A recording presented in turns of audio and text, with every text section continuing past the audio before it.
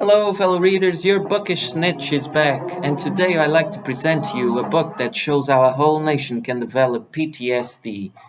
Minor Detail by the Palestinian author Adania Shibli.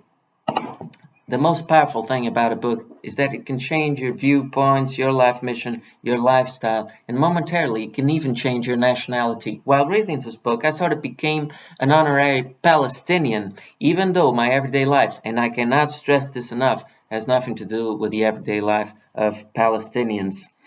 The few things I know about Palestinian writers is that their writing is extremely touching and moving, since it is indistinguishable from the plight of the Palestinian people. They write from a place of exile, feeling exiled in their own country.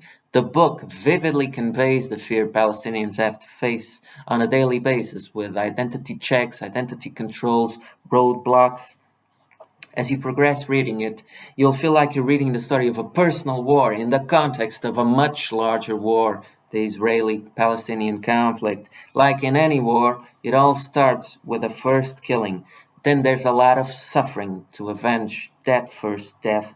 That first corpse on the ground is always the seed that begets many more. There will always be amongst us defenders of that first killing. I would dare say that those amongst us most noticeably bear the mark of Cain. But Mother Nature is always on Abel's side. You pick up any random bunch of seeds into Mother Earth, and generously it always gives you something back. But when you put a corpse into it, then everybody grows fangs, and there's not a single tyrant in history who did not become paranoid. But I digress a bit, so let's go back to the book. The book starts with the description, a cold and administrative, almost like account of a war crime. An Israeli patrol rapes and executes in 1949 an Arab teenager. The details of that execution are published in a newspaper in today's Palestine. The article is read by an Arab woman. The Arab woman feels some sort of attachment to the fate of the Arab teenager because she was born on the same date of the execution, exactly 25 years later. The Arab woman then tries to make sense of the situation. She tries to render some justice to the victim of that war crime. And she decides to travel the country to check files and archives.